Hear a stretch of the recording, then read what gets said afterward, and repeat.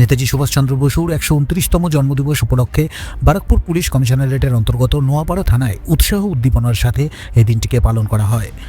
উল্লেখ্য, ১৯৩১ সালের ১১ই অক্টোবর জগদ্দলের গোলঘরে বঙ্গীয় পাটকল সম্মেলনে যোগ দিতে যাওয়ার পথে তদানীন্তন ব্রিটিশ পুলিশের হাতে গ্রেফতার হন নেতাজি। বর্তমান শ্যামনগরের চৌরঙ্গি মোড় থেকে দেশনায়ককে গ্রেফতার করে নোয়াপাড়া থানায় বন্দী করা হয়েছিল। সেই ঐতিহাসিক ঘটনার স্মরণে প্রতি বছরই নোয়াপাড়া থানার উদ্যোগে বিশেষ মর্যাদায় নেতাজির জন্মদিবস পালন করা হয়ে থাকে। এদিনের অনুষ্ঠানে উপস্থিত ছিলেন বারাকপুরের police commissioner IPS Muralidhar Sharma সহ অন্যান্য পুলিশ আধিকারিক ও কর্মীরা। বর্ণাঢ্য শোভাযাত্রার সাথে নেতাজির প্রতিকৃতিতে মাল্যদান ও দেশাত্মবোধক বার্তার মধ্য দিয়ে দেশনায়কের আদর্শ ও আত্মত্যাগকে স্মরণ করা হয়ে থাকে।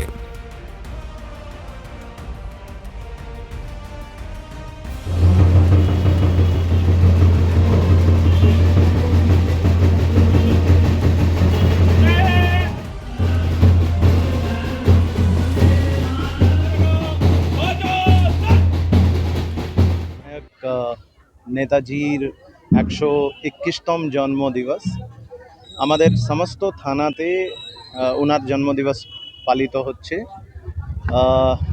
নোয়াপাড়া থানা ইতিহাসের সাথে নোয়াপাড়া থানার সৌভাগ্য কি ইতিহাসের একটা পৃষ্ঠে নোয়াপাড়া থানারও একটা স্থান রয়েছে।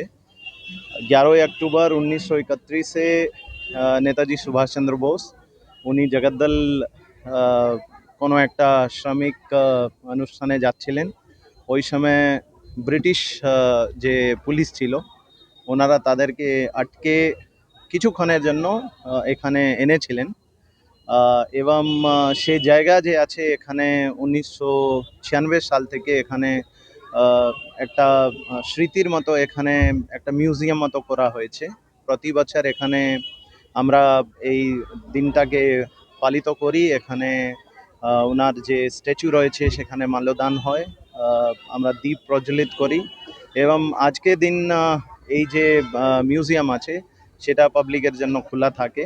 এটা আমরা আরও চেষ্টা করব এটাকে আরও আমরা আগামী বছর উন্নত করতে পারি এবং বেশিরভাগ লোক হয়তো জানে না, আমিও নিজেও জানতাম না। আমি যখন সিপি হয়ে এখানে এসেছি নোয়াপাড়া থানায় তখন জানতে পারলাম কি এরকম একটা হিস্টোরিক্যাল মোমেন্ট আর যেটা নোয়াপাড়া থানা আছে সেটা ওর একটা ভাগ রয়েছে। তো এটা আমরা চাই কি পাবলিক জানুক, আসুক, দেখুক কি আমাদের দেশনায়ক যে আছে ওনার চরণধুলি এখানে পড়েছিল এবং আগামী বছর আমরা এই যে মিউজিয়াম রয়েছে এটাকে আরও একটু উন্নতি করব। Thank you. শ্যামনগর থেকে সুনিতা দাস, বারাকপুর টাইমস।